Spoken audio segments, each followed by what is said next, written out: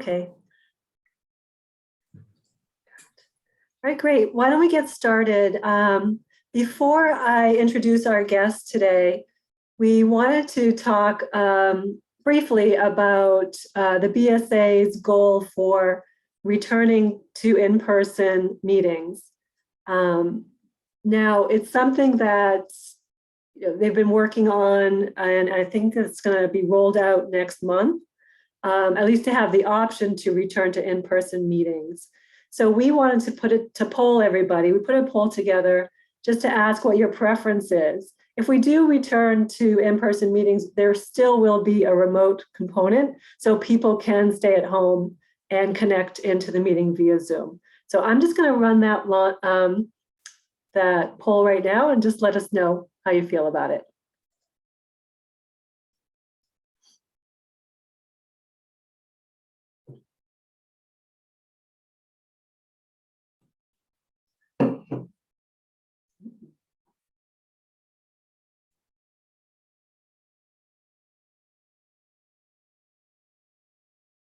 Interesting. All right.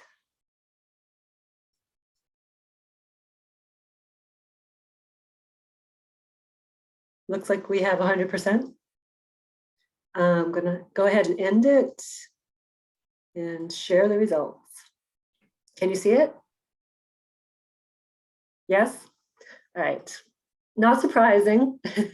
We did sort of talk to y'all a while back about this, and the overwhelming majority preferred to stay through the Zoom. And we can do that.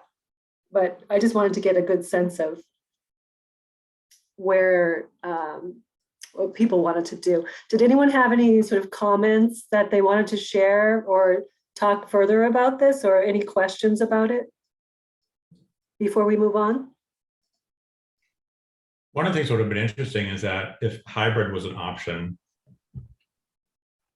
which may not be an option, may not be possible because of the technology at BSA space, but yeah, hybrid, that is the plan, that the sessions would be in person, but there would still be a way of also remoting in. Mm-hmm. Yeah. It was just, our question was just, what the group the preferred methodology for the group and how they are planning to attend. Yeah. It's a work in progress. It is. Yeah. Yeah. Okay. Well, thank you for that. It's good feedback. And welcome to everybody. I wanted to introduce our guest. He'll be presenting the ins and outs of using email blasts to boost your business. Bill Fleming is a local brand and business strategist who works specifically with design-savvy companies focused on business to business. His specialty is working with micro businesses, from solo practitioners to firms with less than 20 employees. And he's a valued member of our Small Practices Network, and we are thrilled that he could be with us today. So thank you very much, Bill. You are on. My pleasure. Thank you, everyone. So nice to see everyone. See a few familiar faces and some new faces. So nice to meet you all. I've had the good fortune of being involved with BSA in a few different capacities. Alyssa Khan was actually, I was involved with the PR Marketing Wizards group a long time ago. So Alyssa, it's great to see you here. And then a couple of years ago, I was kindly introduced to Christina and Kristen for the small practices. And the person that introduced me was like, oh, he does small business consulting for design firms. And they were like, ooh, can you come talk to us? So I've been fortunate to have been invited to do a couple of small workshops here. One was about the 10 top tips for running a small business, a small design business. One was a mini marketing DIY. And then this one here is about how to use email to help stimulate ongoing work. So I'm glad to be back. How I'm going to structure this is that, well, there's two things. One of all is that I do have a deck that I have prepared. I welcome questions throughout the whole thing. So there's a couple of different ways of doing that. If people want to put a question in the chat, and if I can ask Christina or Kristen to monitor that and audibly speak up, but you're not interrupting me if you want to do that. If you all would prefer that I take the questions all at the end, I can do that too. I'm fine with either way. The other thing is that I have to confess is that I have been super slammed with, I teach a course and I have two clients that are on deadline, and I was kindly invited to speak to this about 2 weeks ago. So it was like, there's a lot's been going on in 2 weeks. So this isn't as perfect as what I was hoping it would be. And whatever imperfections I might have with it, I'm happy to schedule or chat with anybody, whether it's like as a collection or separately, about some of the things that I'm missing on it. But I'm just going to give full disclosure on that. I hope you got a lot out of it, despite the fact that it isn't as perfect as what I was hoping that it would be. But I think you got a lot out of it. So do you have any other questions or thoughts before I begin? No? All right, well, let's get started. Let's see here. Put you over here.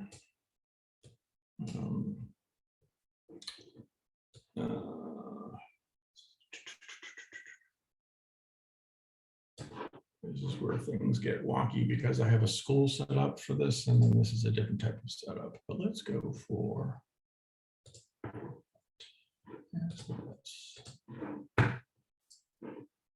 You folks over here.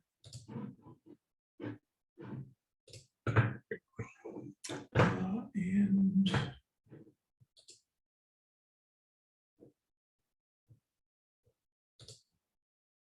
great. You guys see that okay? Great. So hello, welcome. I'm Bill Fleming. And I've been working in the greater Boston area for about 30 years, working with different types of design firms. The focus of my work is doing brand strategy, business consulting, and a little bit of gumption to make stuff happen. So strategist, consultant, and doer. I typically work hands-on with the clients that I work with. So it's not just about me being like the Grand Oz and trying to manipulate levers and everyone does things. I'm happy to roll up my sleeves and get involved with the clients that I work with. I work with a number of design firms, and by design firms, I mean graphic design, web design, architects, interior design firms, anything around that area. Typically, my clients are anywhere from solo practitioner to upwards of about 25 employees when I do consulting for design firms. I also do brand strategy for B2B companies, and those are typically small to mid-sized companies, so typically companies of 150 to 400. Though I've had a couple of clients that have been international, publicly traded conglomerates, so I've done some work with them as well. But my preference is working more with the small and medium-sized businesses in the B2B space. So just a quick summary of who I am. And people talk about me as being a small business therapist as much as I am like, does this make sense? And I could say to them like, no, that doesn't make sense. So I was like, does it make sense? It's like, yeah, actually really does make sense. So I can be the voice of reason for people. And whether I'm doing brand strategy or business consulting work, I'm finding truths. I'm trying to like what makes the most sense for what you're doing. So that's my approach. So just a menu of the different types of capabilities that I offer, if anybody's not familiar with the work that I do. Brand positioning, competitive analysis, copywriting's become a big part of what I've been doing lately. I help with new business pitches, proposal development. I also work on design operations, staff development, project management systems. So left brain, right brain, they all seem to work. So there's a bunch of clients that I've worked with through the years, some graphic design, some design innovation groups within corporations, and a few architects in there as well. I've also worked on some bigger brands, so doing different types of brand initiatives. CyberArk, I did some email blasts for them, and Alcoa, I helped with a branding project for them, and Chili's, I did this internal branding project for them. Heather Charles, I was on a media team helping to promote how to watch the Charles. So done work with that. A couple things. I wish I had more time to put together some more email examples, but this is one I did with Design Exchange Boston. This is an interdisciplinary conference in Boston. It was the first of its kind where designers of all disciplines could come together to share different things. Design Week has sort of kind of taken over what we were attempting to do. Design Week, I think, is happening. If it didn't happen this week, it's happened either last week or next week. We were trying to get there first. Actually, we were there first. A little bit more grassroots, I think, than what they are. And so there was 2 Design Exchange Bostons, and I think the Design Week has been going on for the past couple of years. Branding for Alcoa Fastening Systems that I did, big multi-billion-dollar conglomerate project that I did with the team on at Continuum. This was a German-based company that moved to the US and doing a whole series of things to promote this vacuum boot, including exhibit display stuff, promos, and whatnot. Also do business strategy, competitor analysis. So that's more my left-brain side of things. And lastly, I currently teach professional practices in design at Leslie Art and Design. I've been teaching it for about 6 years. I was kind enough to be a guest lecturer, asked to be a guest lecturer for the past 20, and the woman that had been teaching it, when she gave up the course 6-7 years ago, she's like, "You want it?" And so I've been teaching it ever since. So thrilled to be doing that. So, and if anybody wants to connect with me here, LinkedIn, I'm happy to do so. I have a very specific policy with LinkedIn, but I'm going to get to that in a moment. But if anybody does want to connect with me on LinkedIn, feel free, look me up, Bill Fleming with 1 M. So let's begin. So this is something that for me is all businesses is sort of the life cycle of like the not even the life cycle, the loop that all businesses go through. It's like you get the work in, and then you have to do the work, and then you have to manage the work, and you have to make sure that you have the resources to manage the work, and you have to make sure you have the money for the resources, and you have to have the admin people to make sure that you have the right amount of money, and then you have to have that admin people push with the marketing, and that marketing brings in new business development. And so it's this constant circle of work that we all do as business owners, always getting that work in, always trying to do that work, trying to be as efficient as possible, bringing on others as needed, getting paid fairly, paying the people that we hire fairly, promoting our work so that we can get in more work. So that's what this represents.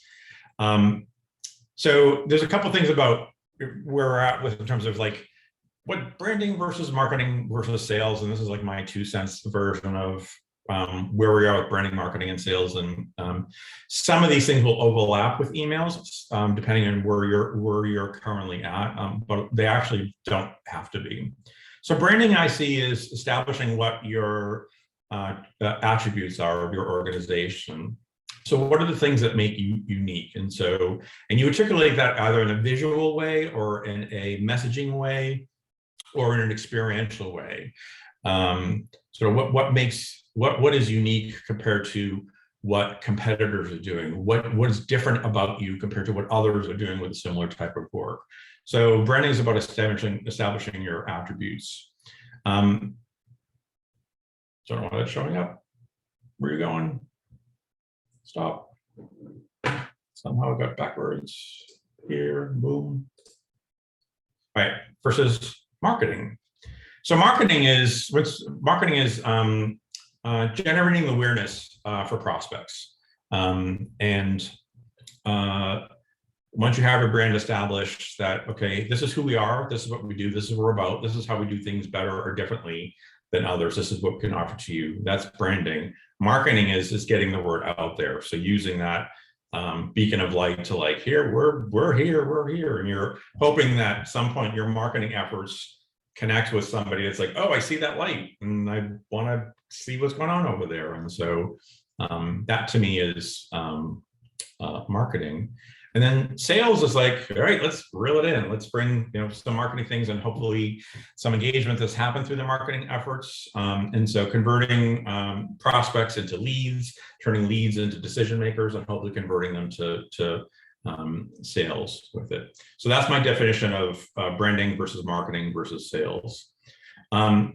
Email blasts, for me, some people will say, well, it's about branding, but it's like, no, you should already have your branding established on your website or other things. Some might say that this is all about marketing or sales, and it's like, for me, it's a little bit of both. If anybody isn't aware, there's this thing called a marketing funnel that a lot of, particularly B2B businesses do. When most of us are in the B2B business, though some I think are consumer with residential stuff, this would still apply. But basically, it's to get people to be aware of your organization, then to become interested in your organization, whether it's a product or service that you offer. And then they might be interested in others as well, but that to give you consideration for your particular organization, then to show some sort of intent in wanting to like learn more about it, making an evaluation of, do I want to go with this architect or do I want to go with this architect? And then ultimately making the decision to say like, yes, I want to decide to work with this one, making that commitment with it. So there's generating leads, nurturing leads, and then selling leads, hopefully to the point. And you're bringing like a massive bunch of things all the way down to one or two people saying yes. And this is a constant. This isn't just like a one-time deal. You're doing all sorts of activities to constantly feed things into the funnel. So email marketing, I consider mostly in the lead nurture side of things. My sense is that with most people, people already have some sort of connection with you already for the email blasts that you either have been doing or want to be doing or should be doing. And what you're trying to do is when you send these email blasts, is that you're, from a marketing standpoint, you're putting things out there like, look, we're here. But the hope is that they're like, oh, you know what? I need a kitchen rehab. They'd be awesome for that. Or, oh, I have there's like a university that, I work for a university and we're reevaluating our universal access points throughout the campus, and we need somebody to do a study on that. So any of those things. So it's like, so then you're putting them on the radar for consideration of like, oh, that actually is something I might be able to use. Could be coincidental, could be the kind of thing where it's just like they happen to be wanting to redo a kitchen and your email just happens to come at that time. Or it could be something that, the university, like, the provost of the facility has been clamoring for us to do something about this, getting a consultant in for universal exploration. We just haven't made a move on it. And then you get this email like, oh, wait a minute. Okay, now I can make a move on it. So you can't really predict about when the need is. Sometimes you're stimulating the need, or sometimes you happen to be at the right time, at the right place to show that you can meet the need. So hopefully that makes sense. So one of the things I want to call out too is that I have a big belief in that there's a lot of similarities, but marketing for B2B, which is what most of us are here, is very different than marketing to B2C. I give you that there's a number of people in this group that market to residences. And so that's probably closer to B2C than it would be to B2B. But it's not in the classic, like, we want to sell you brand new faucets and only faucets, or we want to sell you clothes, or we want to sell you how to repair your car. Like that's a true kind of B2C. So some of my emphasis on what I'm doing here is mainly on the B2B space. Some of it can be translated into B2C, especially people pursuing residential work, and it can be magnified. The thing about B2C is actually far more complicated because there's this whole thing of like, you buy something on Amazon and Amazon sees you, and then 2 months later or 3 months later, you got to like, hey, you need to reorder. And so there's a whole system with that may not be as true for B2B as that would be for B2C. But long-winded way of saying, the focus of what I'm doing here is mainly with for B2B, for small to medium-sized businesses. I also want to be upfront in that what I'm about to show you, the majority of this that I'm going to show you is for people who've never done email or done very little of it. For anyone that's super versed or already doing emails on a regular basis, this might be a little too basic for you, and it's okay if you want to step away if that's the case. For some of you, this might be a refresher. For some of this might be augmenting things that you hadn't been aware of. So the point of this is mainly for people that have either never put together email lists for an email campaign, or have only done a few and are stuck. For those that have experience with it, hopefully this will be a refresher, or for some, this might be less than what they need. They may already know a lot of this stuff. So I see chat, 2 things in the chat.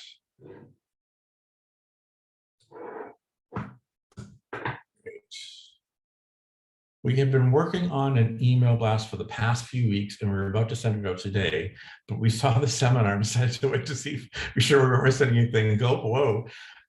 If you run out of stuff to talk about and want to do a live crit of a specifically blast, we'd be happy to. James, sure, I can. That could be a possibility. So, thanks for offering. We'll see. Tabled. So, and I'm happy to talk to you about it even after this. I have time after this workshop. So, and just to be clear, it's totally done by 1:30. Is that right, Christina and Kristen? Great, but we want to allow time for Q&A and other conversations and whatnot. So I'll try and get it wrapped up by 1:15. That'd be great. Okay, cool. And then James, if for some reason it doesn't get addressed, I'm happy to meet with you separately after this. So one of the biggest challenges, and I don't know if anybody has done this, is like creating that first contact list. Man, this is absolutely the toughest challenge. A lot of people think like, oh, I don't know what I'm going to put in that email. I don't know what content can I put on there, or like, oh, the design, like, or I was thinking about doing a rebrand, but I haven't done the rebrand. I should send it out. And so people are thinking about like all like the actual the email itself, that tangible part of the email itself. But really, if you haven't done an email blast before, the monster is putting together your first list, and for a variety of reasons. It takes hours, and for some it might take days. Here's some awesome things though. You don't have to do it alone. You can delegate this over to somebody, whether that be a virtual assistant or somebody that's an admin that you could hire on, whether it's on a freelance basis that you already have on your team. I actually recently just hired my 17-year-old niece to work on doing an exercise to call stuff off of clients, LinkedIn. And so I hired a 17-year-old. We're paying her $20 an hour, which is a pretty steep amount, but it's a very laborious process. But the thing of it is that for $400, so it's $20 an hour for 20. We said $20 an hour for 20 hours. We're going to ask. So for $400, it's a tedious project for her, but for $400, we're getting it done. So and the other thing is that once the email contact list is created, maintaining it is the easy part. Maintaining it is the relatively easy part. There's still a couple things with it, but that first list, man, I can't begin to tell you how many different organizations that I've been with where I have either been witness to them struggling or helped them get through the struggle to get past that. So has anybody here attempted to put together an email list, and what are some of the challenges that you've had? I'm curious. You can speak up audibly or you can put it in the chat. I mean, for me, we've done it for a few years now. We used to do our holiday cards with a handmade card, usually something personal. Yep. And then when kind of COVID hit and it became problematic to even send mail, we were switched over to doing email and creating little animations and stuff. But I was going to ask, like, one of the things that we've done is we've created this list, and it's in my personal address book in Mac, and it's separated out as a holiday card list. So 2 questions. One is, it contains a lot of people that are kind of holiday card greeting people, like personal connections and stuff. Sure. Maybe wouldn't really, I mean, they might be interested in seeing our newsletter, maybe Sure. not. And then the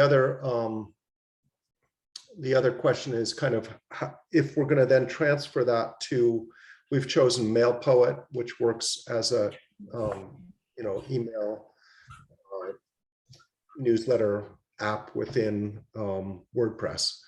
And so they have a little widget that supposedly will take our address book and bring it in to MailPoet automatically.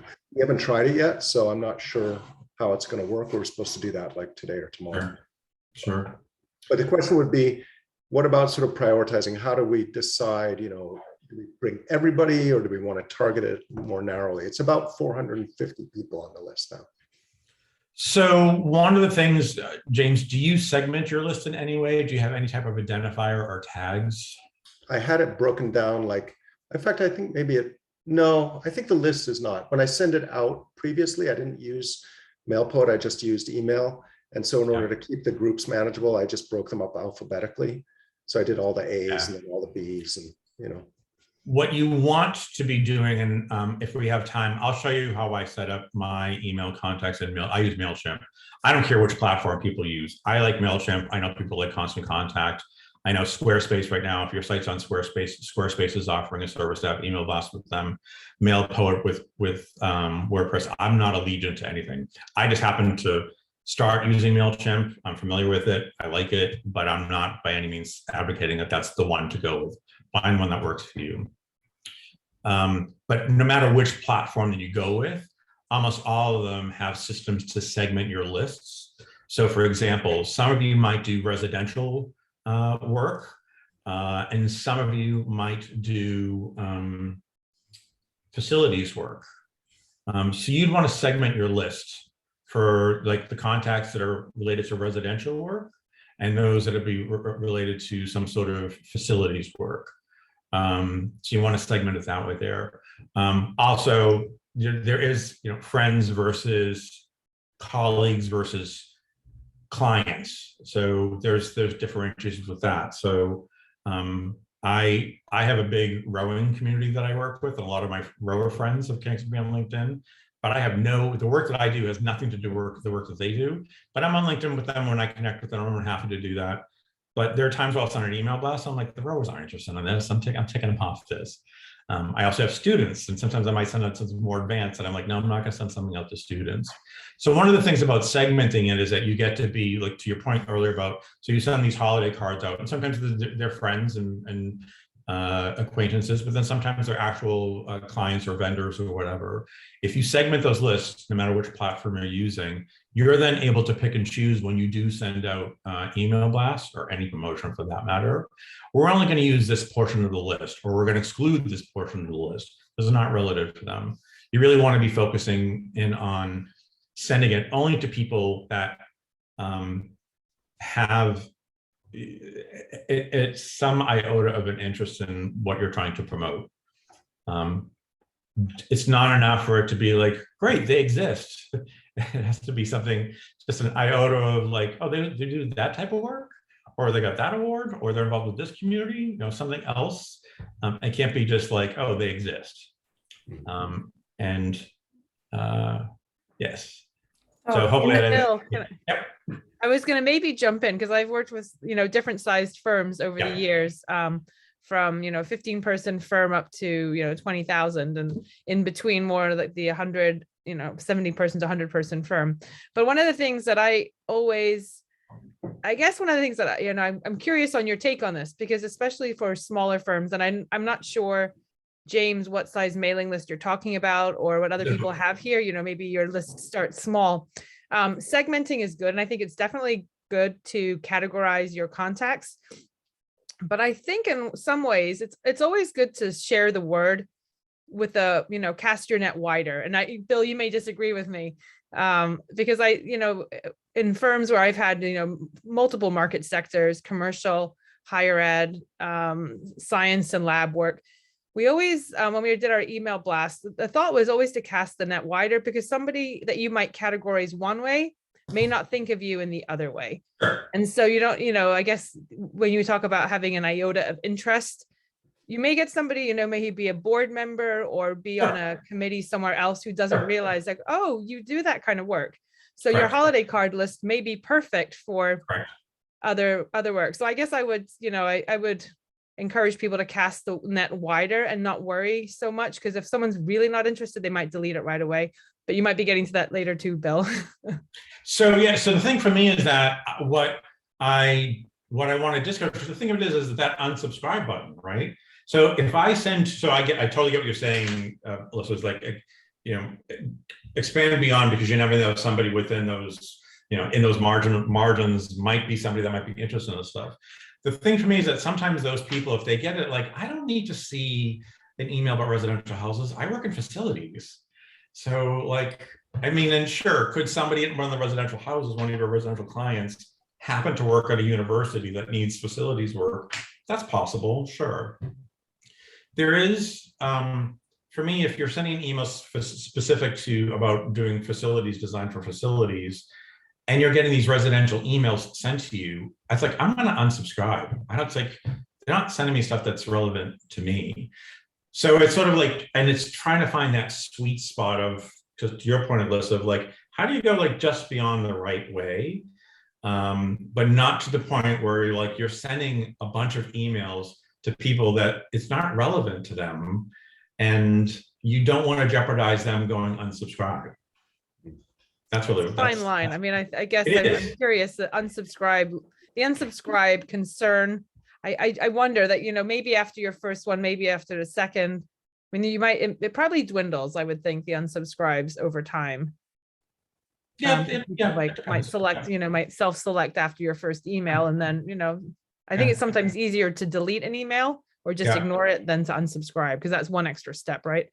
I'm a big, if I get 5 emails and it's like, this has nothing to do with, like, I like the company or I like the person, like from a small business, but it's like, I'm getting stuff that's just not relevant to me, I'm going to hit unsubscribe. And typically I'll hit like, just no longer interested in it. But there's other people who might be like, I didn't sign up for this list, which is a whole other thing. So it's finding that sweet spot. It's like, that's a typical thing to articulate. Maybe listen, sometimes you and we'll figure out how to articulate what that sweet spot is. I think the other thing with email blasts in general is that, and we're not going to get too much into the analytics part of it, but using analytics to see like what's the open rate and what's the open rate within certain segments. Because then for every email blast you send out, you can have, well, how many people saw the email, how many people interacted with the email, and how many people clicked, turned to an engagement. So view the email versus engage with the email versus click through the email. And those analytics will help be like, oh, great, we should be doing this more often with this segment. They seem to like what we sent them, so we're going to do this more. So, but hopefully we'll get to some part of that. I want to answer Macy's question here. We inherited a list of 1,000 people, literally everyone on our principal's email contact list. And I don't know how to figure out who's appropriate to add for an email blast, other than going through them line by line, which kind of defeats the purpose of outsourcing it to me. Unfortunately, Macy, tell me what are the other choices that you have? You have this list of three. If you don't go through it line by line, what do you think your other choices are? You can either put it in the chat or you can audibly speak up.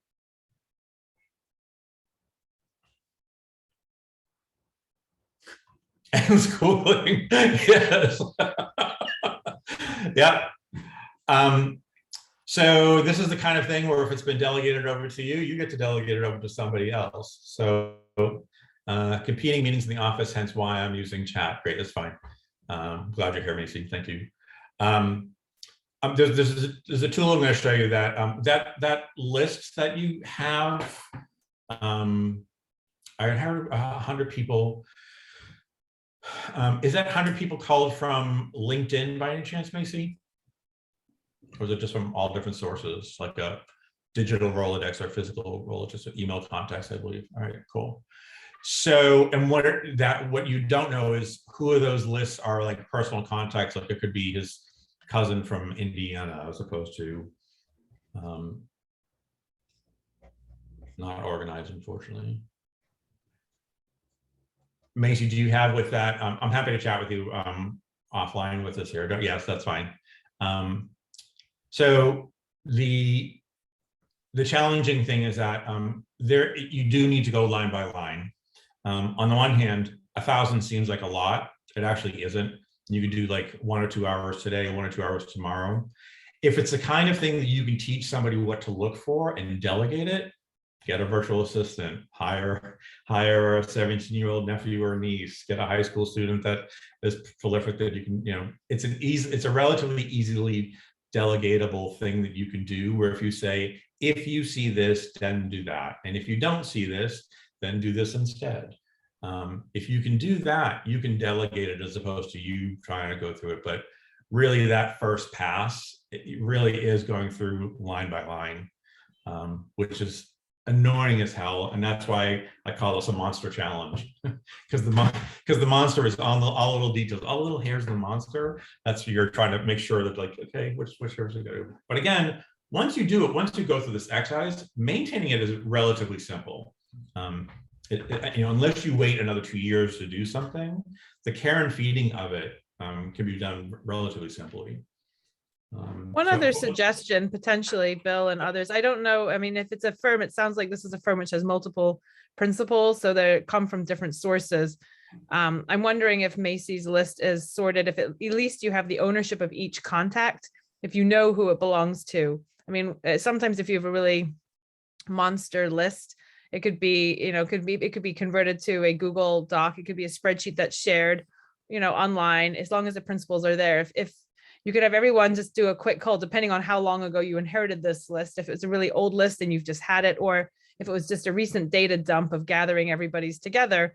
In some ways, you could set criteria for what you want, which is what Bill's saying. Once you know what you're looking for, you can maybe go through the list faster. But you could each, if this is something that's been sitting around for a while and you have a list of contacts, each principal could maybe go through their own list, as long as they're tagged somehow by each person. They could have a notes section, or they could just go through and delete stuff too and do some culling on your behalf.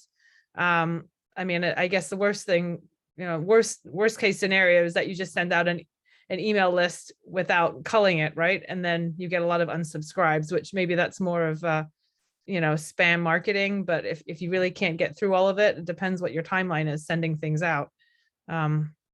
I don't know, Bill, you're very ambitious, saying you can get through it in a couple hours. It sounds like a daunting challenge, but I guess it depends on how granular you get with each email, and if you really want to sort out who's who. Correct. For me, like, just going through a list of, like, who do we keep and who do we don't, who do we segment, how do they get segmented. That's like, you do have to go through them line by line. Somebody asked me about tags versus segments. I have to confess, I am not as versed with that. From what I understand, segments are something that you want to keep relatively siloed, meaning, like, so for example, I have my segments as I have design firm owners, I have design firm employees, I have design firm colleagues, so I keep those siloed. I also have students, former and current students. I have rowing friends. I have colleagues that I've met through different events. And so I keep those silos, and basically, and people can fit into multiple segments. Somebody can be a rowing friend and a colleague. They might be in the same line of work that I'm doing, so they can be in multiple segments. Tags, from what I understand, is something that's much more fluid, so that as your industry is changing, as the work style is changing, you can tag things and saying, like, if there's an employee, if there's a project you're working on that person was a residential kitchen, you can tag them as a kitchen, but they're also residential. And so with that, maybe there's other projects of residential that they could, you could tag them with, so that if you promote them about doing other residential type of work with them, that's another possibility. I don't know if that gave that the most accurate description, and if Alyssa or anybody else has a more precise description, feel free to speak up.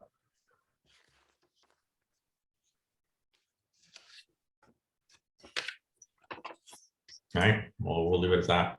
I'll try and look up a little bit more about that. Okay. All right, cool. So I want to do a quick poll here that I don't know if it's Christina or Kristen can call up.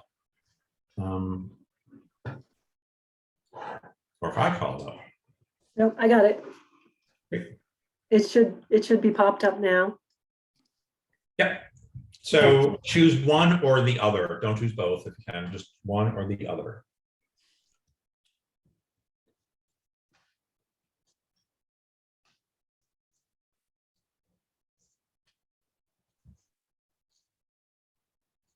Cool.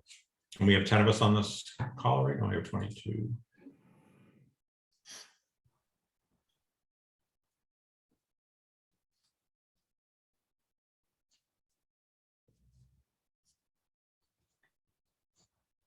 $60 that participated. We get 6 more people.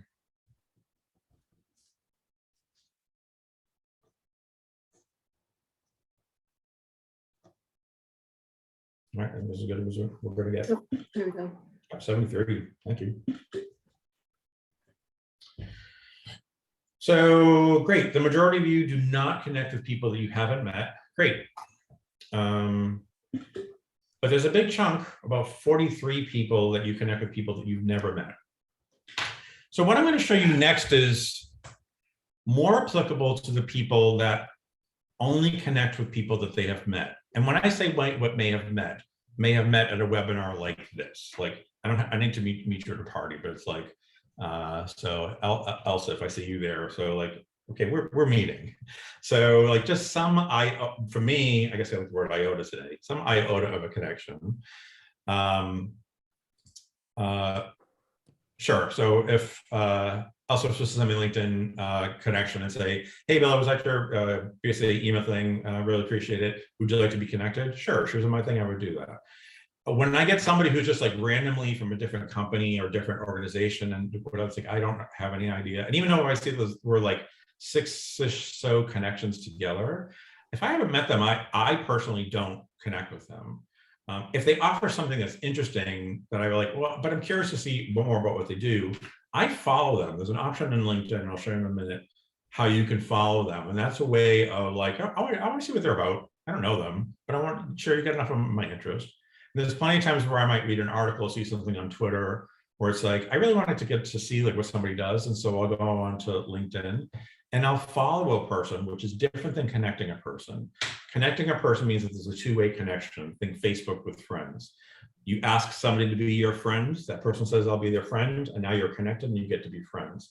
If one person asks to be friend and the other person denies it or ignores it, you're not friends on Facebook. Same thing with LinkedIn. If you ask to be connected on LinkedIn or ask to be connected with somebody and you agree to it, you then become connected. If one party doesn't respond, you're not connected.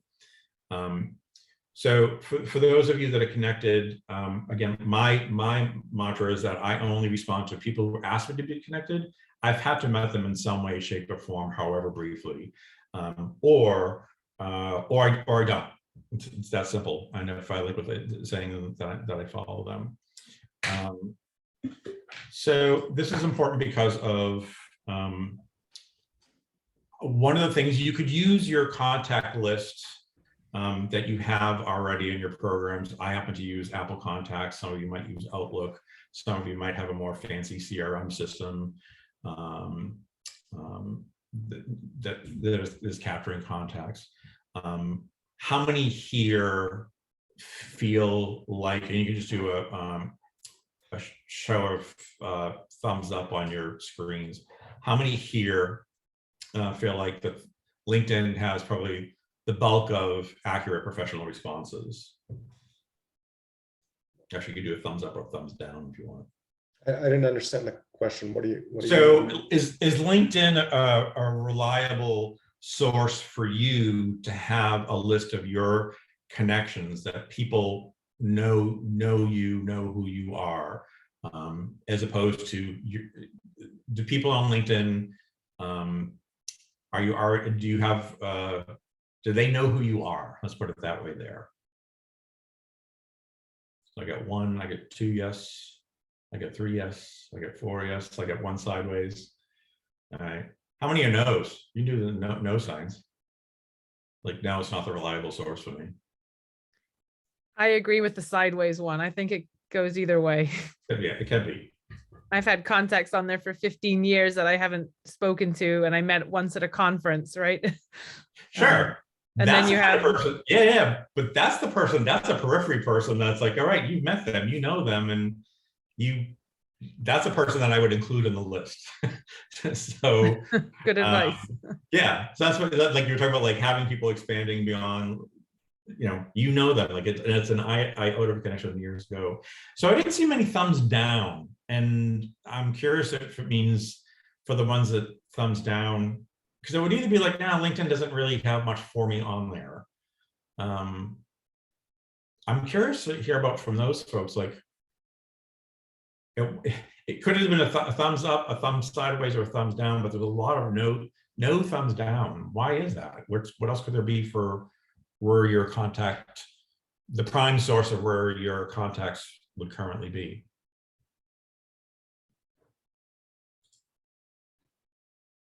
Can you export your contact list LinkedIn? We'll talk about that. Yep. All right, everyone's being shy or having lunch, one or the other. All right, I'll move on. I'm actually looking at my contact list in LinkedIn for the first time in many years, and there are a zillion people. I have no idea who they are. So I guess I retract my previous thumbs. Are you one? So here's the deal. Are you one of those people that you connect with anybody, even if you've never met them? No, I mean, I typically don't. So I don't know. I must have met these people. I just don't remember them. Yeah, there used to be a day with LinkedIn where you could actually tag, so you could actually tag where you met them. So it'd be like conference in 2019. Like, so you had some recollection as where to meet them. I have a client of mine that I hope is okay if I use this word. I call him a LinkedIn whore. He's just like connect, and anybody that connects with him, he's connected with them. And his list is like this 5,000 list. And with that, what's problematic about using his list to try and call and put together an email list is that there's a lot of people that are in his network, his connections network, that they really don't know who he is. And he doesn't really know who they are. And if he starts sending email blasts to these people that they don't really know who he is, even though they're connected on LinkedIn, he could be setting them up for spam, being tagged as spam. That the person can say, okay, unsubscribe. I'm sure we all have done these emails where it's like unsubscribe, and the very first thing that pops up is, why are you unsubscribing? It's like no longer relevant, sending too much to me. I never signed up for this in the first place. When people click on, I've never signed up for this in the first place, that's a big flag. And if any of your mail services get enough of those, a few of those they're not concerned about. If you get one or two, it's not a big concern about. But if you're sending out, 4,000 emails, or an email to 4,000 contacts, and 25% of them are like, I didn't ask to sign up on this list, you have the potential of being black marked and that you won't be able to send out emails. So that's why I was asking earlier about if you do know the people that you're connecting with LinkedIn, doing what I'm about to show you makes sense. If you connect with a lot of people that you have no idea who they are and they're who you are, you're going to need to do some weeding out more so than usual. So I'm going to show you. So for me, I start with LinkedIn. I could start with my contacts, but in my contacts, I have like, Uncle Joe, and I have my neighbor who passed away a couple of years in there, and I have the grocery store that like my contact list has all these things. It's not just a professional contact list. I personally choose LinkedIn because that's like the closest thing to being like my professional connections are on here. You might be a member of some organization, or maybe it's true for you. Like some people might, or using something like Zoom info, or maybe you're part of the BSA and the BSA has a membership directory. You're able to pull certain things off of that, whatever it is. LinkedIn for me and for many seems to be a good resource for starting up, trying to find that first list, but for you, it might be something different. So what you do with LinkedIn is that you look, and when you see LinkedIn, there's a couple of different things. You click on My Network, and then there are these choices here. So these like groups, events, and pages, you can disregard those. Those aren't relevant for what we're looking for. So for connections, they likely know you, right? So this is where, if it's people that you've met, they likely know you. Like, I think there's some confidence. They may like, I don't really know. Oh yeah, that's right. I met them at this conference 3 years ago. For those of you that connect with everyone, who are what we call LinkedIn whores, who connect with everybody no matter what they believe, that you have to be more finding out ways of filtering out the people that don't know you. This contacts section, this is, there's a day, many days where LinkedIn were like, hey, would you like to connect your contact list with us? Hey, would you like to connect your contact list with us? And a lot of people hit the button not knowing that they were hitting that button, and suddenly their contacts get swooped up into it. So that's what that contact section is. And many of those contacts then become connections. So the difference between connections and contacts are, connections are somebody that either you have asked to be connected to that person, or they have asked to be connected to you, and you had agreed or they had agreed, and so there's a connection. Contacts are stuff that you uploaded, whether inadvertently or intentionally, you uploaded. Some of those may become connections. A lot of them are just sitting there, but a lot of people were using that. Like, sure, use my contacts again, it was going to be easier. I make it a point not to have that. I don't have LinkedIn to have my dead neighbors' information on there, or what grocery store I go to. So then there's the other group here, is that there's people that you follow, and those are people that they likely have no idea who you are. So in my instance, so I have about 1,147 contacts. I'm sorry, connections. So these are people that I have met in some way, shape, or form throughout my decades. I don't upload my contacts on here, so 0. You might see 500, you might see 200. And again, that would mean that a part of that would probably, those would become your connections. And then these people who you follow, this is somebody who is just like, you don't know me, but I'm curious as to what to do, like Elon Musk. I want to follow Elon Musk. Elon has no clue what I do, so that I wouldn't include Elon Musk on adding him to an email list. So with that, one of the things about LinkedIn, and somebody had asked a couple minutes ago about, can you export your contacts out of LinkedIn? And the answer is yes, but there was a day up until I think 2018 where you could go to your LinkedIn and you could say like, export all my contacts, and all the emails would be on there. I was fortunate when I first set up my email list. You would export your data, and all the emails would come onto that list. And it was just like, woo, this is great. So that monster was not so big and hairy because everything was already in LinkedIn and it exported it. LinkedIn in 2018 changed its policy so that emails are not automatically part of that. Now, because of GDPR practices in Europe, I forget what GDPR stands for, but because of those practices in Europe, people have to opt in and say, yes, my email, even though I use it on LinkedIn, that email is shareable to others when they download it. The default is no. So you would have to know enough to like go into your LinkedIn profile, find where that email is, click on the button that says, yes, I want to make it accessible. Most people aren't doing that. So LinkedIn has made it really difficult now. It will download the name, the title, the company. When you first connected with them, they'll give you the list with those things. So what you would need now is a tool called Lead Leaper. And there's others that do something similar to this, so I'm not allegiant to Lead Leaper. It happens to be the one that I know. And by the way, this deck's going to be made available to everybody after, so you'll have this with the link and whatnot. So the thing about LinkedIn and Lead Leaper, I'm a Mac guy. Safari is my default browser, but you have to do this. Lead Leaper only works on Chrome. So you have to make sure that you're using Chrome. Lead Leaper is a Chrome extension.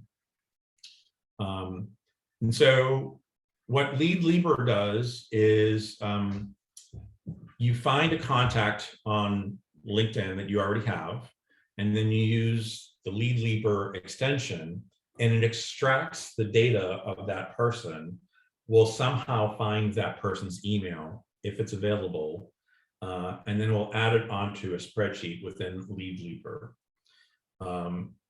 So to do this takes about 30 seconds. I'm going to show you an example of this in a minute. So, well, again, so Kristen, here you were. I didn't have you on here before, but then I clicked on my lead leaper, and then there you are, and I found it found your email address, and it added it onto the list. And it took about, by the time I clicked on things to get it to do what it did, it took about 30 seconds to do that.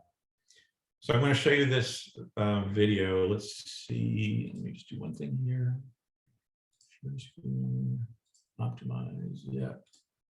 So this is, so I hired a niece for doing this for one of my clients, and I just so happened to record her doing it. And you can see that it's a bit of a tedious process and why I delegate. All right. So here's what you do. So you go to My Networks, right? Mm-hmm. And you click on Connections.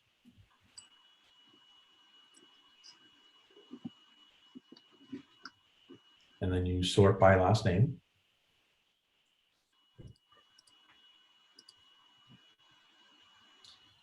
And then you scroll down to the next name you need to find.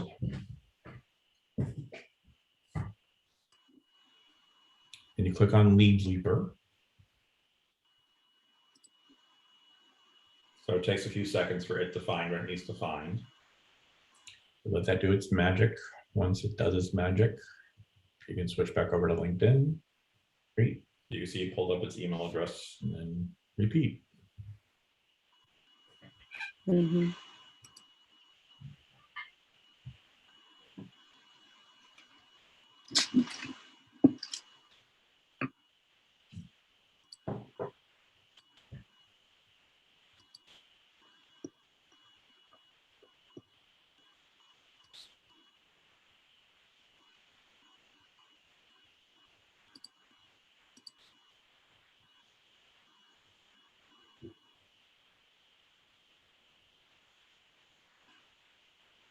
So this one doesn't have an email that it could find. Right? Bill, so the only way of doing this is one person at a time. There's no mass export of sorts, obviously. Not that I am. So the mass export, the mass export that you do with LinkedIn won't include email addresses. It goes back to that.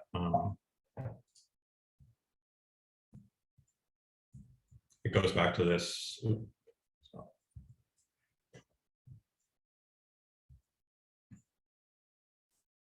It goes back to LinkedIn is preventing people from downloading emails in a mass way. If somebody does know of a more automated way, I am all ears.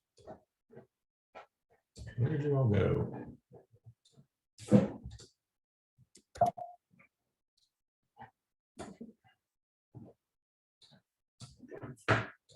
Oddly, somehow you all disappeared on me.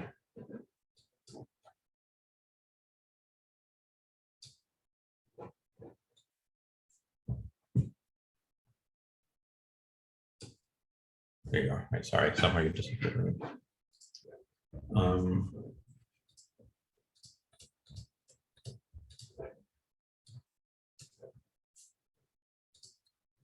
So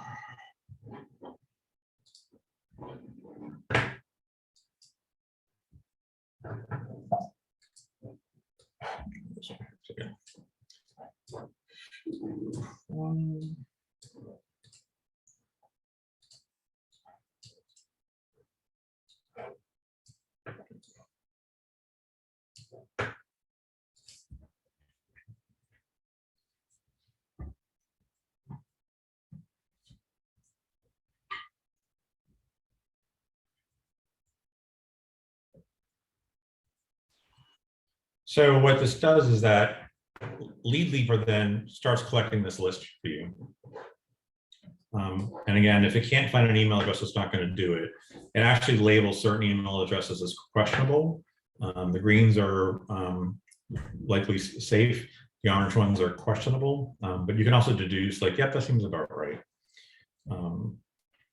So what it does do is that exercise of going one by one, which is a delegatable exercise, that exercise will result in this list that this can be exported, whether it's into Excel, MailChimp, whatever.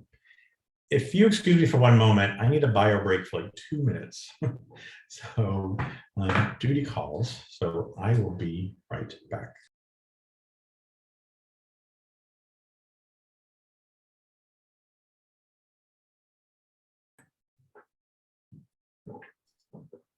So we'll sponsor some chit chat while doing. So I'll throw out the question of like how many of us do email lists. We personally do not. It's been on our to-do list for a long time, and so I was just curious how many people do an email blast, and if you do you have some insights to share with the group? Things never to do, things that you found are effective? Well, I would say that we did do, like I said, the holiday cards by email, and we try to make them, especially the last one, we try to make very interactive, like it was a little video animation that we created. And we tried to not make them like ads, like that one didn't mention our work at all. It was really just an entertaining little holiday video. And then, the main thing that happened with that for me was we actually did get quite a few positive responses in terms of emails saying that was so cute, or we really love that, or thanks for sending it, or been a long time. And I just made a point of literally emailing back, or preferably calling on the phone every single person who got back to us. So I think we sent 450 and we got about I don't know, 50 responses back or something. That's awesome. So it's a pretty good response rate. And I just called or emailed all those people. And out of that, we got, I would say, 3 actual leads and reconnections with old colleagues who we had either worked with or worked before with in the past. And so still developing some of those leads, nothing quite landed yet, but it was definitely felt valuable. So we're trying now to do one, that's more focused on our work and as a newsletter. And I think my wife is a writer, and so she's done this before. And what she's learned that seems to be what we're trying to do is, following her example, is provide something useful. So again, we're not trying to so much promote our work as we're trying to provide something of value for the potential readers, and then that way hopefully pull them into a conversation with us. And I think that's been the most valuable thing we've gotten out of it.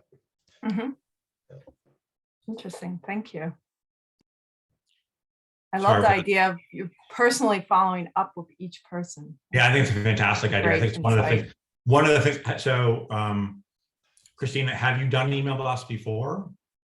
No, so I asked the group who has. Yeah. So here's what's, so the analytics part of it is what's awesome. It's like you get to see like who's clicking on it and who's actually like clicking. Like I'll have like a look at my portfolio, so they're clicking to look at my portfolio. So now I have somebody that has the appearance of an interest, and I can make a phone call or send an email out directly to that one person. It tells you specifically who that person is. If I see somebody clicking on my portfolio 3 or 4 times, they seem to be really interested in something. I don't know what, but they're interested in something. So for me, that I can prioritize making sure that I call them. So the analytic backend on things, I hope I have a few minutes to be able to show you that from MailChimp. But I wanted to just show you and the process. Like if you do want to export stuff out of LinkedIn, you go to settings and preferences. I believe you go to data privacy, and you get this, get a copy of your data. You click on this. You could say, click on everything, and it will download everything. or you can be very specific. So you can actually say, like, just give me my connections. What you'll do is it takes somewhere between 5 to 10 minutes. You'll get an email with an attachment, typically with a CSV file that you could open up in Excel or Numbers. And when you get it, you'll see the column for email, and you might see if your connections have 1,000 people in there, you might see 3 emails in that column and the rest are blank. So the answer is, can you download your contacts en masse easily within LinkedIn? The answer is yes. Can you download those contacts to include email addresses already in them? No. So that's where this lead leaper thing comes in. And to the point of whoever else was like Googling stuff, I mean, that is the other option, is to like, so you download this list and you use your Excel spreadsheet and you Google an email address to see if you can find it and copy and paste it. So if that's a method that you feel like works right for you, so you can find the email addresses, go for it. And if anybody has any more efficient ways of like, how do you,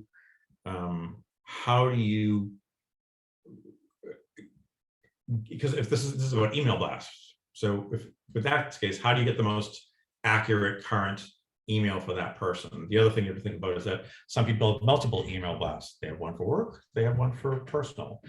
Some are okay with getting them mixed up. Some of them specifically want only work for business. They don't want their personal email being sent business stuff. So those are the kind of like tricky things that if you find to multiple email addresses, what do you do? But so again, a long-winded way of saying, yes, you can download en masse. It won't include email addresses because of the laws that were changed and that LinkedIn is now abiding by, which is why I'm showing you this lead leaper as a way of, as much of a pain in the butt as it is, it's actually relatively easy and you can delegate it. So, and again, so this is the list that you get. And then for this, you can export this list into Excel or whatever. And this is where you can start getting into segmenting and tagging and whatnot. I've never used Lead Leaper. I'm just starting to get to know it now. Apparently you can do some more sophisticated things with Lead Leaper, like maybe send out your own email blasts. I don't know enough about that to recommend it or not recommend it. But at the very least, I wanted to show you, like, that's what Lead Leaper does. It connects, it takes a profile, and when you click on that extension, it finds that person's contact info. And if it can see an email address that's available, it will pull from it and add it to the list, which you can see. Which question?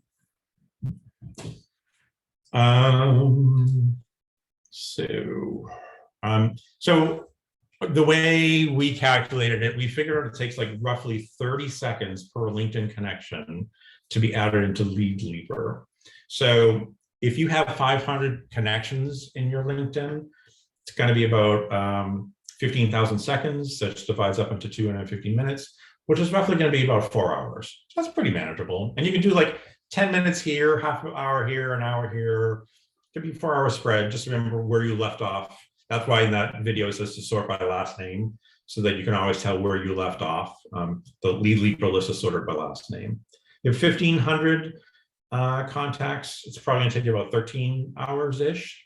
And if you have 5,000 contacts, there's a good indicator that might mean you're the LinkedIn whore that I was talking about, who's like connecting with everyone, even if you don't know them. That's going to take about 42 hours in order to be able to put together that list. And then the next step that I would do after that, especially if you're delegating it, is to somebody go through and take out the people that don't know you. It's not important that you know them. If they don't know you, you're setting yourself up for being labeled for spam. So this just gives you a rule of thumb of like, how long would this process take? So 500 connections, about 4 hours. 1,500 connections, about 13 hours. 5,000 connections, about 42 hours. And you get to just break up that time however you want to do it.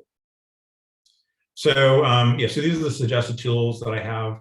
In addition to this, there's Excel, and then there's this other step with Emailable. So what you might want to do is you might want to take your Lead Leaper, export it as a CSV file or an Excel file. So now you have it there on your desktop, or if you're using it in the cloud. You can clean up and segment, you can do whatever you want. So one of the things with emails is that, especially for the very first time you're sending it out, oh, this is related to it. One of the things that that first time you send out an email list, so let's say you're sending out 1,200 emails. If you get like a 20% bounce rate, like these are bad email addresses, or wrong email addresses, like maybe somebody moved on to a different company so that the, you know, at company XYZ is correct, but the name Judy is not. So that will get bounced, or auto replies. You're running a risk of you becoming blacklisted as a type of spam sender. And so when I say blacklisted, I mean that your URL, so say like, you know, I own billfleming.com. If I was to send out emails using billfleming.com and I got like a 20 to 25% bounce rate, billfleming.com would be blacklisted. And all the other ones would know, like billfleming.com, you can't trust that they're sending out spam. I think for the majority of what we do with the small businesses, it's not a huge concern, but it's something for us to be mindful of. It's typically more appropriate for organizations that are sending out 10,000 emails and 20% of them are bounced back. So I think the size of our contact list, if you're sending up to 500 to get 20% bounce back, it's probably not going to be as critical for being blacklisted as it were if you were sending out 10,000 emails and 20% were blacklisted. So what this emailable does, Bill, yeah.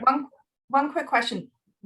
What is blacklisting you? Like, is it their service? Is it your service? Your service. Your service. So if I, Bill Fleming, is sending an email blast out to all of you, like, hey, look at this great project that I worked on. So it came from billfleming.com. And I sent it to a number of people that the emails bounced because they were the wrong emails. Like it was a bad list, basically. There's too many bad email addresses on there. Then my URL, billfleming.com, would become blacklisted. And the next time I try and send out an email blast, it wouldn't let me. MailChimp would be like, you're blacklisted. You can't send out email lists. And maybe there's a way. So it's like the mail service that you use. It's the mail service that gets blacklisted. Yeah. So, you know, on your emails, when you receive an email and you're like, this is junk, and you click on junk. So that, like, the email that you received is junk. When you do that, the more people do that, the more likelihood that that URL, that sender, they're going to be blacklisted. So they won't be allowed to send out emails. Can you switch mail services? Is it like per mail service? So from what I understand, it actually is a universal, like, it's kind of like everyone, like MailChimp. They share it. MailChimp and Constant Contact, like it's the URL that gets flagged as being, so in my instance, it's billfleming.com. Somebody else, if your company is xyzfirm.com, the xyzfirm.com, that's the one that would get blacklisted for being prevented from sending emails out, either at MailChimp or Constant Contact or whatever. There may be ways of circumventing it. But I'm telling you this because this is something that is, it's a relatively easy step. Like, so the hardest step is putting together that list at first and then segmenting it. Like, that's the absolute hardest stuff. Once you get that done, easy breezy, sort of, kind of. The monster is no longer a monster. Now it's like you're more trying to figure out how to navigate the forest of things. So one of the things about emailable is,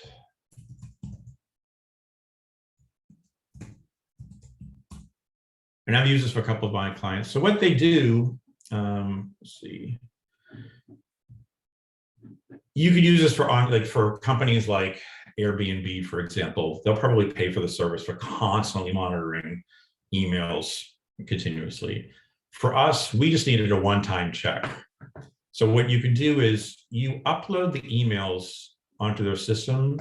They give you 250 free. So if you have 250, you're fine. But anything after 250, anywhere from 500 to 1,000 to 10,000, they go through the emails and they are like, yep, that's a legit email. Yep, that's a legit email. This one's flagged, not so sure. This one doesn't work. This one doesn't work. This one doesn't work. So they're cleaning up that email list for you. You're paying for it. It may be anywhere between 35 to 70 bucks, but it's money well spent. You're paying for it's a one-time payment. So you're paying it to make sure that that list that you do use for your very first email list has been verified as best they can. That doesn't mean it's not foolproof. And so that way there, you won't be sending out, you're less likely to send out spam because you won't have a high bounce rate. And you get to decide, and if it's an email that got flagged, you get to check like, no, that's the right email. If that person's important to you, you get to make sure you find the right email address for them. It's worth the 35, especially the bigger the numbers you are. If you, like that, my client that has 5,000 contacts, they want to do this. 100 emails, you may not want to do this. 500 emails, you probably should do this. Emailable, I've used it a bunch of different times, and it's pretty easy to use.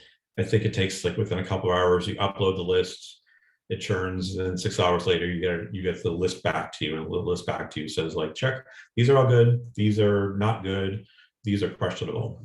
So, and then then you have a more verified list.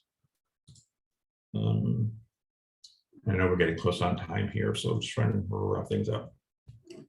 So this is where it comes down to, do you connect with people on LinkedIn? So those of you who do connect with other people that you don't know, one of the things that could happen is that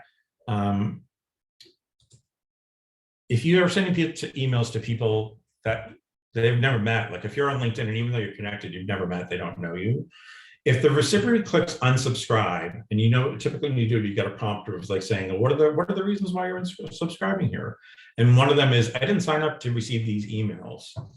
If you get a lot of those, if a lot of people are responding, you also have the chance of being blacklisted, that you won't be able to send out emails because you're spamming people. You're sending out, yeah, James, we'll hit in a second. If you're sending it out to people who are like, I don't know how I got into this list. I didn't sign up for this. And if there's enough people that click on that, you have the chance of having your URL be blacklisted, not just with MailChimp, but potentially other organizations.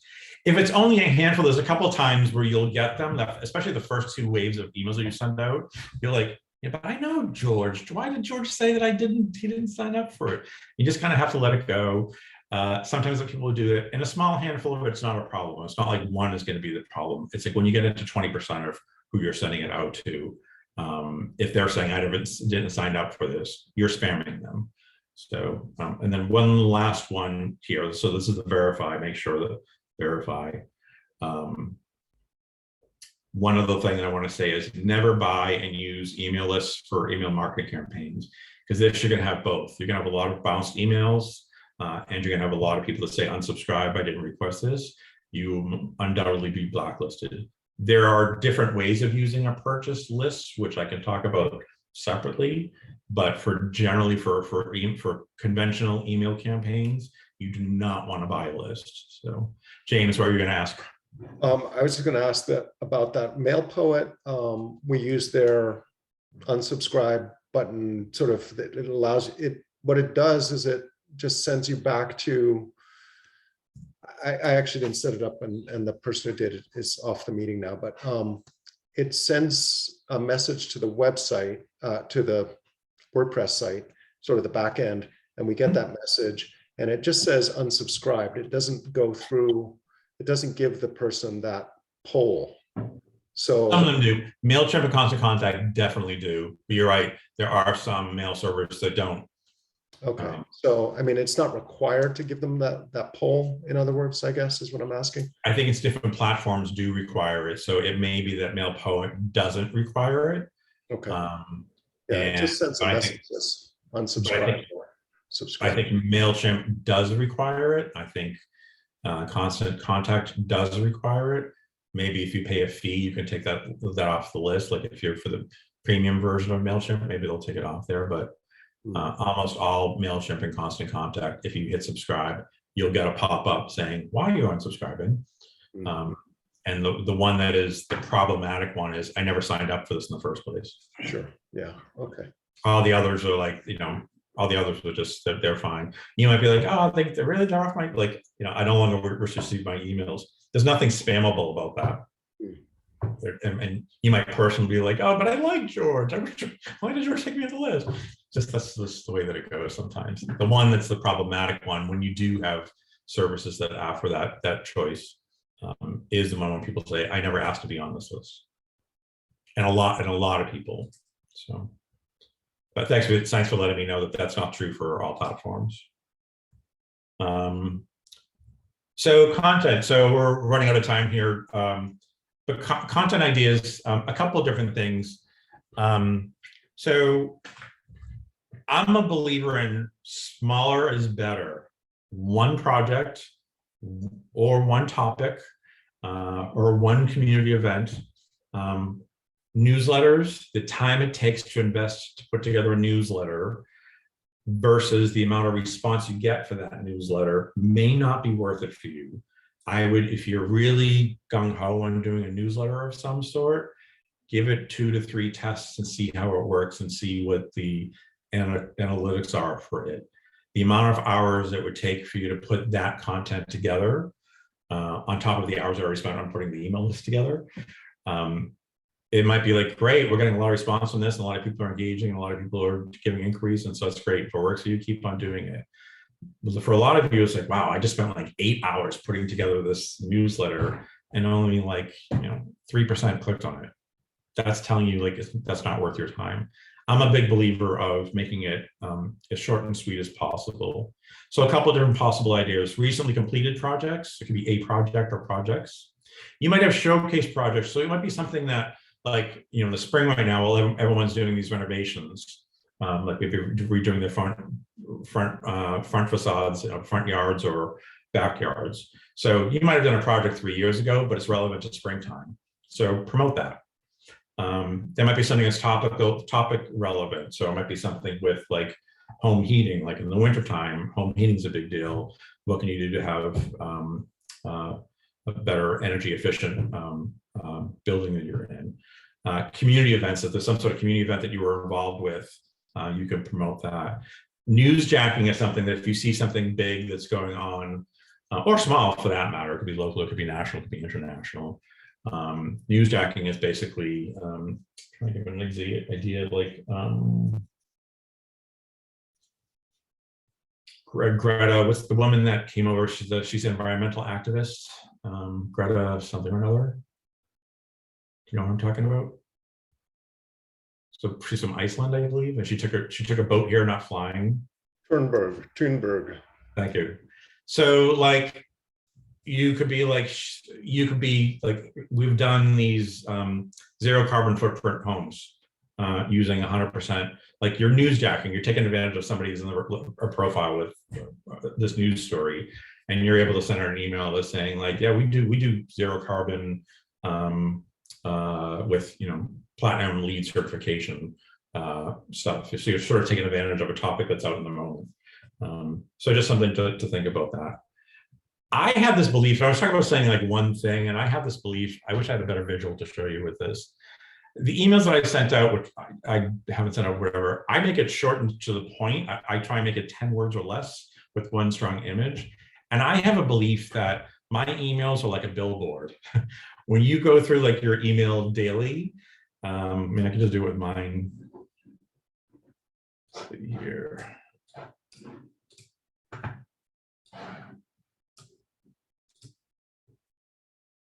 So like when this is like,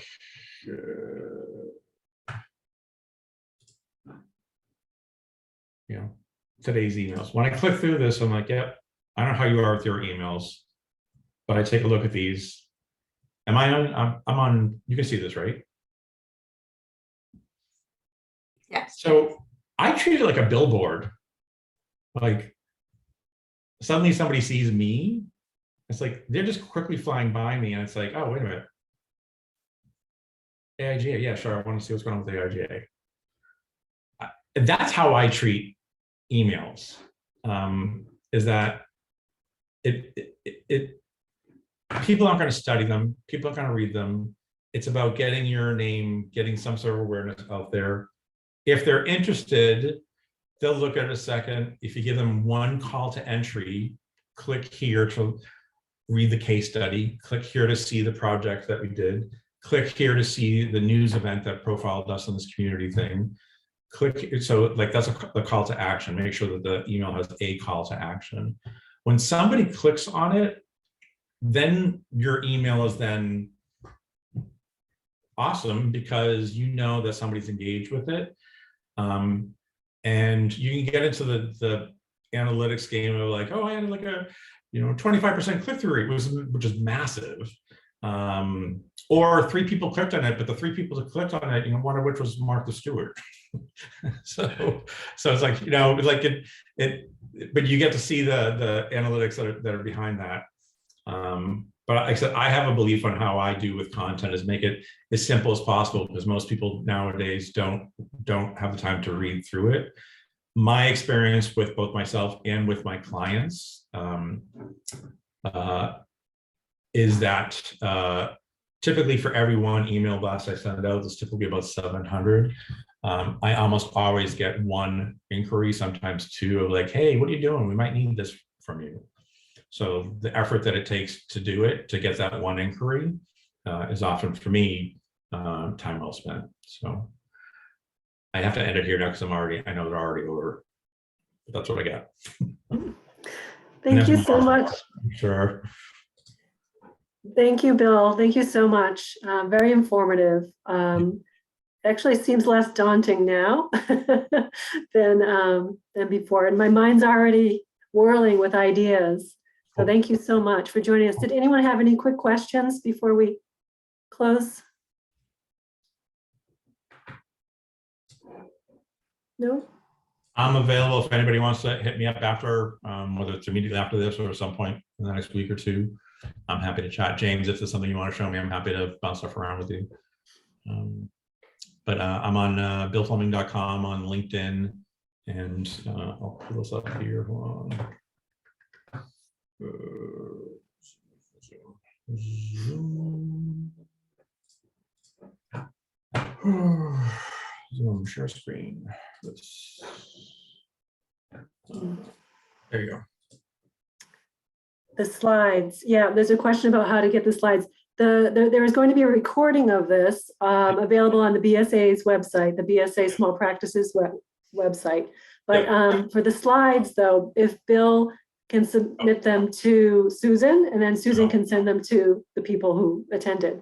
Yep, yeah. We'll do. But I'm happy to connect and happy to chat with anybody that wants to. I'm happy to bounce stuff around. So. Okay. I hope this was helpful. I know there's more that could be taught, but hopefully this gets you started. And I welcome feedback. Thanks, Bill. All right. Thank you, Bill, and thank you for everyone for joining us today. Yeah, thank you. Thanks, everyone.